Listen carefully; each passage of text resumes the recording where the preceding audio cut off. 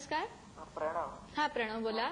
कॉटनच्या कपड्यावर आपण हे करू शकतो का फॅब्रिक पेंटिंग आणि बाजारात असे कलर अवेलेबल आहेत का? बरं.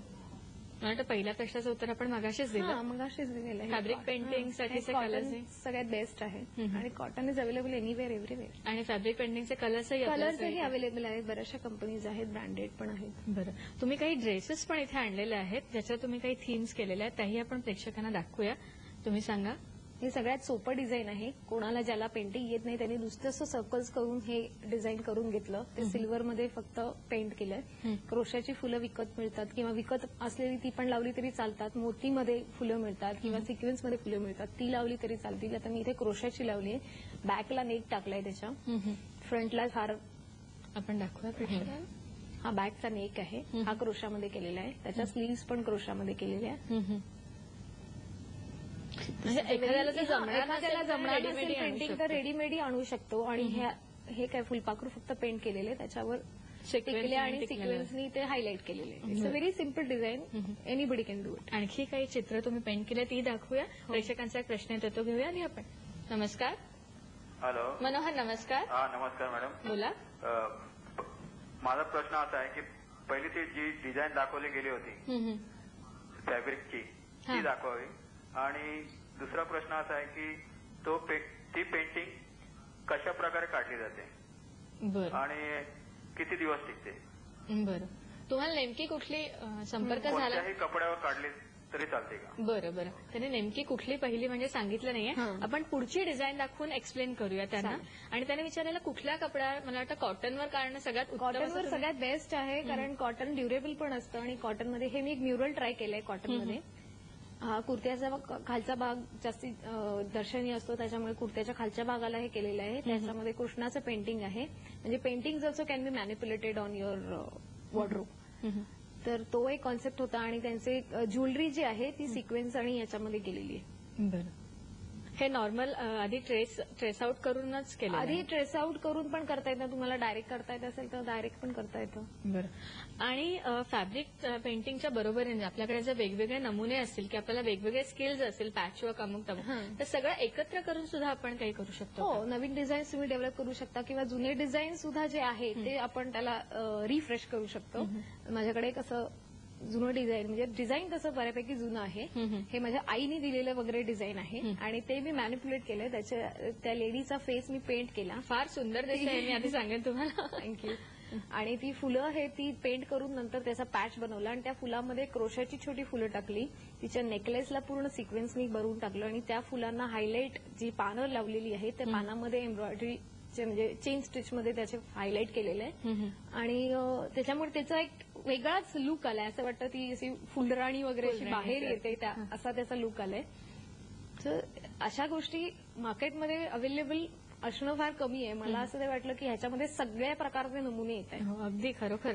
आणि इव्हन टी शर्ट्सवर वगैरे रेडीमेड जे प्रिंट्स असतात त्याला सुद्धा आपण हायलाइट करू शकतो. किंवा इव्हन ग्लिटर कलर्स जे मिळतात आपले स्टिक ऑन कलर्स वगैरे जे असतात ते सुद्धा तुम्ही ट्राय करू शकता त्याच्यावर. बरं. पुढला प्रश्न येतो प्रेक्षकांचा, घेऊया आपण. नमस्कार. अजिंक्य. नमस्कार. हॅलो. एखादं कापड रंगवताना समजा बॉर्डर लाईनच्या बाहेर गेलं तर ते खोडता कसं येईल. आणि दुसरं म्हणजे सिमेट्रिकल डिझाईनसाठी काही टेक्निक वापरता येईल का? थँक्यू. खोडता नाही येणार, कारण once you do it is permanent. लगेच धुतलं तर जाऊ शकतं कदाचित, डिपेंडिंग ऑन तुम्ही कसा कलर दिलेला आहे, त्याचा पोत कसा आहे. आणि ज्योमेट्रिकल कलर्स करायचे असेल तर स्टेन्सिल ही सगळ्यात उत्तम टेक्निक आहे. पहिले आपण पुठ्ठ्याचे स्टेन्सिल्स करून घ्यायचे आणि जसं तुम्हाला हवंय, म्हणजे ट्रायंगल हवा असेल तर ट्रायंगल, सर्कल, स्क्वेअर जे काय डिझाईन असेल ते पहिले बनवून घ्यायचं किंवा नुसतं ट्रेस आउट करायचं. तो पॅच ठेवायचा, कलर मारायचा, तो पॅच काढायचा, दुसरा पॅच ठेवायचा, कलर मारायचा. It is very simple. बरं. आणि मी असं तुम्हाला विचारू इच्छिते की समजा जरी आपल्याला ते खोडता नाही आलं तरी ते आणखी काही माध्यम की एम्ब्रॉयडरी करून ते लपवता तरी आपल्याला लपवता येतं. एम्ब्रॉयडरी करून लपवता येतं, सिक्वेन्स लावता येतं किंवा त्याला हायलाइट द्यायला आपण एखादी बॉर्डर म्हणून लेस वगैरे लावू शकतो, त्याच्या बाजूला शिवू शकतो. किंवा तुम्ही काही साहित्य आणलंय तेही आपण प्रेक्षकांना दाखवू. याचाही वापर आपण करू शकतो. या काय शेल्स आपल्याला शीट सेल्स आपल्याला शॉपमध्ये मिळतात. याची पण बॉर्डर करू शकतो किंवा एखाद्या ठिकाणी स्पॉट पडलाय तर तिथे आपण हे लावू शकतो. किंवा असं डिझाईन प्रमाणे आपण ते कसं कव्हर करायचं त्याचा थोडासा विचार करूनच ते करायला लागणार. बरं. बॉर्डरला तुम्ही हे असं एकाला एक असं लावून अशी पूर्ण बॉर्डर कव्हर करू शकता. You can even make a necklace out of it. बरं.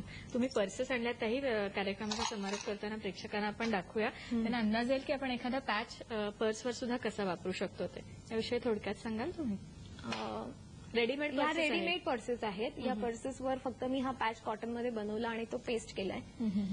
आणखी एक पर्स तुम्ही आणली तीही आपण प्रेक्षकांना दाखवूया.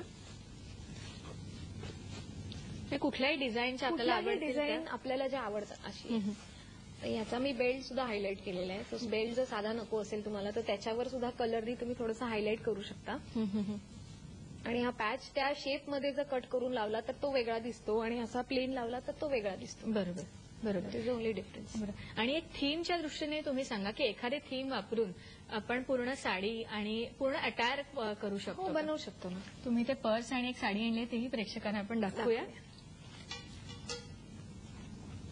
साडीचा पदर पूर्ण भरलेला आहे. ही एम्ब्रॉयडरीची साडी आहे आणि त्याला मॅचिंग मी त्याच्या पल्लूच्या ह्याच्यामधनं ही पर्स बनवली आहे आणि त्याच्यावर मॅचिंग अशी ज्वेलरी पण आहे. बरं. दिस इज द याच्यामध्ये फॅब्रिक पेंटिंग एम्ब्रॉयडरी सगळ्याचा सेट झालेला आहे. हे मोत्यांचे कानातले बनवले त्याच्यात. फारच सुंदर फारच सुंदर. म्हणजे आपल्याकडे जर क्रिएटिव्हिटी असेल तर त्याचा आपण There is no वापर end. करू. There is no end, खरंच. आणि मला वाटतं तुमच्याकडून स्फूर्ती घेऊन आमच्या अनेक प्रेक्षकांनाही स्फूर्ती मिळाली असेल. तेही नक्की या गोष्टी घरी करण्याचा प्रयत्न करतील. मी तुमचे मनपूर्वक आभार मानते. आज आमच्या स्टुडिओमध्ये आलं त्यांनी इतकी सुंदर माहिती दिली. धन्यवाद. प्रेक्षको, आजचा विषय आम्ही इथेच संपवतोय. तुम्ही सगळेजण जाणताच की असं म्हणतात की ज्याला छान लिहायचं असेल त्यांनी भरपूर वाचावं, ज्याला सुंदर गायचं असेल त्याने आधी आपला कान तयार ठेवावा, ऐकावं. तसंच त्याला जर फॅब्रिक पेंटिंग छान करायचं असेल तर दुसऱ्याचं कामही पाहावं. जे रेडीमेड मिळते त्यातूनही स्फूर्ती घ्यावी. कला तुमची आहे आणि आभाळ तुमचं आहे. तुम्हाला हवी तितकी उंच भरारी तुम्ही घेऊ शकता. आजच्या कार्यक्रमाचा फलित हेच असेल की जर तुम्ही यातून काही स्फूर्ती घेऊन काही नवीन करण्याचा प्रयत्न केलात. आज इथेच आम्ही कार्यक्रमाचा शेवट करतोय. सोमवारचा विषय काय हे तुम्हाला सांगते. सोमवारचा आमचा विषय आहे उच्च रक्तदाब आणि या विषयावर चर्चा करण्यासाठी आम्ही आमंत्रित केलेलं आहे डॉक्टर कौस्तुभ वैद्य यांना.